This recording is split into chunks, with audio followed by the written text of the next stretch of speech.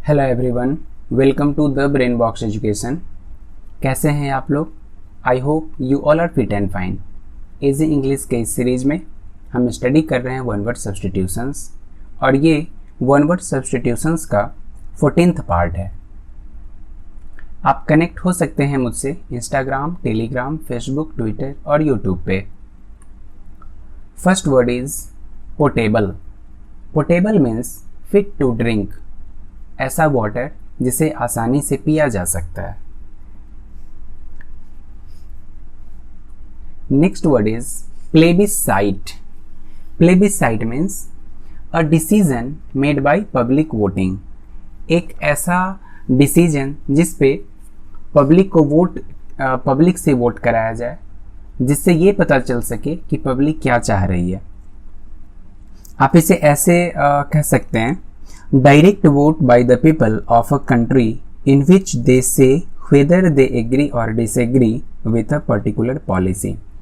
अगर गवर्नमेंट कोई पॉलिसी लाना चाह रही है तो डायरेक्टली वो वोटिंग कराएगी पब्लिक से, ताकि ये पता चल सके कि कितने लोग उस पॉलिसी से एग्री कर रहे हैं या नहीं कर रहे हैं या फिर डिसएग्री कर रहे हैं। तो आप उन्हें प्लेबिसाइट बोलेंगे। ठीक है। Plebiscite means a decision made by public voting. इसका कुछ सिनोनिम्स है जैसे वोट एंड रेफरेंडम। रेफरेंडम हम इसके बाद भी एक वर्ड है वो भी पढ़ेंगे। Next word is pseudonym. Pseudonym means an imaginary name assumed by an author. आप देखते हैं कि बुक में जब कोई स्टोरी लिखा जाता है या फिर नॉवेल में, अगर कोई साहित्य में अगर कोई आर्ट लिखा जाता है या फिर कोई वर्क लिखा जाता है, कोई प्ले लिखा जाता है, तो उस प्ले में जो एक नाम होता है वो इमेजिनरी नेम उसको दिया जाता है। तो आप उस इमेजिनरी नेम को क्या बोलेंगे? Pseudonym. An imaginary name assumed by an author. A name that someone often a writer uses instead of their real names. अभी मैंने समझाया भी कि उस रियल नेम की जगह पे आप उसे इमेजिनरी नेम देते हैं, तो उसे क्या बोलेंगे? Pseudonym. Next word is quarantine. Quarantine काफ़ी इजी हो गया है अब समझना, जब से कोविड-19 फैला है लोगों में। An act of separation from a person to avoid infection. ऐसा इन्फेक्शन का हो जाना जिसकी वजह से किसी और को वो इन्फेक्शन फैले नहीं, इसीलिए वो कहाँ चला जाता है? आइसोलेशन में चला जाता है, वो अकेले रहने लगता है, जिसकी वजह से जो इन्फेक्शन उसमें है तो कोई और व्यक्ति उसके टच में आकर के इन्फेक्टेड ना हो। तो ऐसे सिचुएशन को, इस एक्ट को बोलेंगे quarantine. Next word is quadruped. Quadruped means, quad means होता है ये चार, तो ऐसा एनिमल जिसके चार पैर हों उसे ही बोलेंगे quadruped. Quadruped means animals that walk on 4 feet। Human के पास तो 2 पैर होता है, आप उसे क्या बोलेंगे? बाइप्ड, BIPED, बाइप्ड। और ऐसा एनिमल जो 4 feet की वजह से वॉक करता है, जो अपने चारों पैरों से वॉक करता है, उसे क्या बोलेंगे? Quadruped. Next word is referendum. ये मैंने अभी आपको समझाया भी। प्लेबिसाइट का जो मीनिंग होता है, रेफरेंडम का भी वही मीनिंग है। General vote of the public to decide a question. किसी एक क्वेश्चन पे जनरली हम क्या करते हैं? डायरेक्ट पब्लिक से वोटिंग कराते हैं, जिससे ये पता चलता है कि वो जो पॉलिसी है उसे इम्प्लीमेंट करना चाहिए या नहीं करना चाहिए। Next word is red tapism. Red tapism means कि किसी गवर्नमेंट में ऑफिशियली काम का इतना ज़्यादा होना जिसकी वजह से कोई काम क्या हो? डिले हो जाए, उस काम को इम्प्लीमेंट होने में काफ़ी लेट हो जाए। A vote in which all the people in a country, red tapism. Red tapism means official rules and procedures that seem complicated and unnecessary and that cause delay. Officially इतना काम का होना या फिर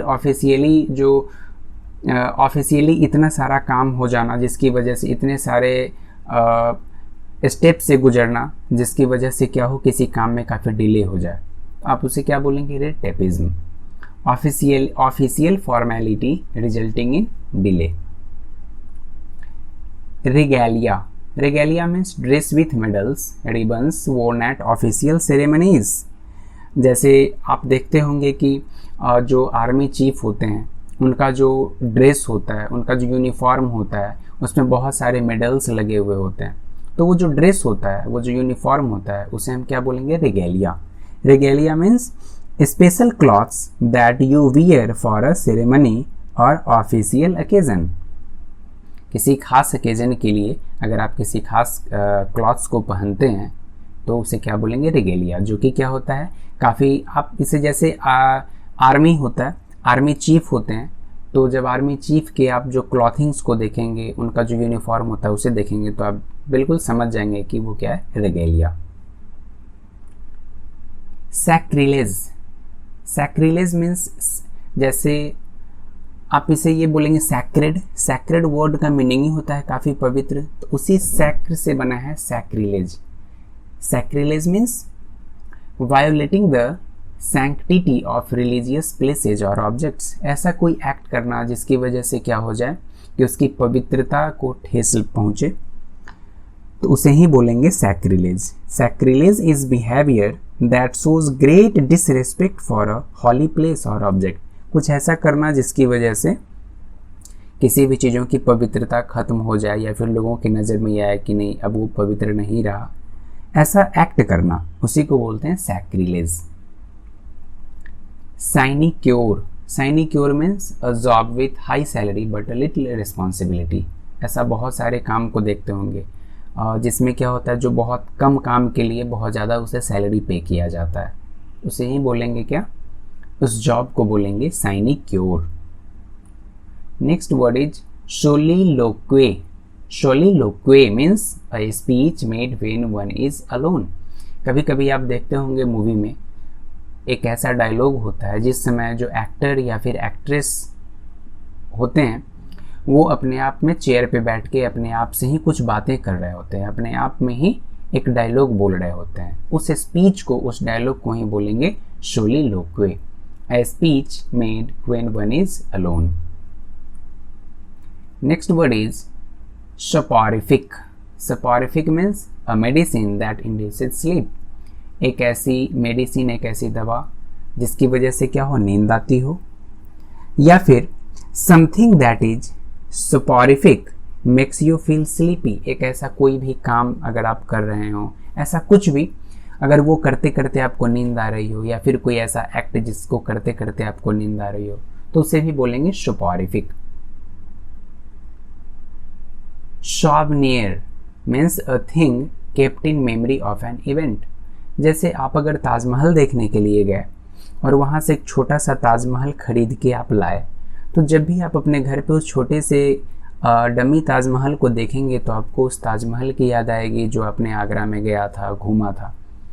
तो एक ऐसा थिंग जिसको देख के हमें कुछ याद आए, कुछ इवेंट की याद आए, तो आप उसे ही बोलेंगे सॉवनिर।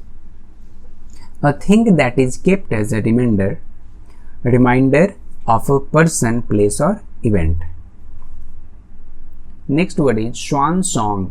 स्वान song means the last literary work of a writer और एन आर्टिस्ट। जैसे अगर कोई कलाकार है या फिर कोई आर्टिस्ट है या फिर कोई एक्टर है या फिर स्पोर्ट्स पर्सन है, तो उसका जो सबसे लास्ट मैच होता है या फिर जो सबसे लास्ट मूवीज़ होती है या फिर जो भी अगर ऑथर है तो जो उसका लास्ट नॉवेल होता है, उसी को बोलते हैं swan song. Swan song means a person last piece of work, achievement और परफॉर्मेंस। एक ऐसा लास्ट परफॉर्मेंस आप बोल सकते हैं, या फिर अगर किसी ऑथर का जो ये है लास्ट वर्क है तो उसे ही बोलेंगे swan song. Solar. Solar means of the sun या फिर सन से रिलेटेड, जैसे सोलर इक्लिप्स, सोलर कैलेंडर। ये होम असाइनमेंट की है, इसमें 5 क्वेश्चंस हैं। आप इस लेक्चर को सुनने के बाद इस 5 क्वेश्चंस को ज़रूर अटेम्प्ट करें। ये जस्ट आपके सेल्फ असेसमेंट के लिए है। आप इसे करेंगे तो आपको ये पता चलेगा, आप खुद को समझ पाएंगे कि आपको इस लेक्चर से कितना ज़्यादा फ़ायदा हुआ है, और आप इसे ज़रूर करें और करने के बाद ज़रूर चेक करें। ये लेक्चर आपको कैसा लगा आप मुझे कमेंट करके ज़रूर बताएं, ताकि हम खुद को और इम्प्रूव कर सकें। That's all, thank you and God bless you all.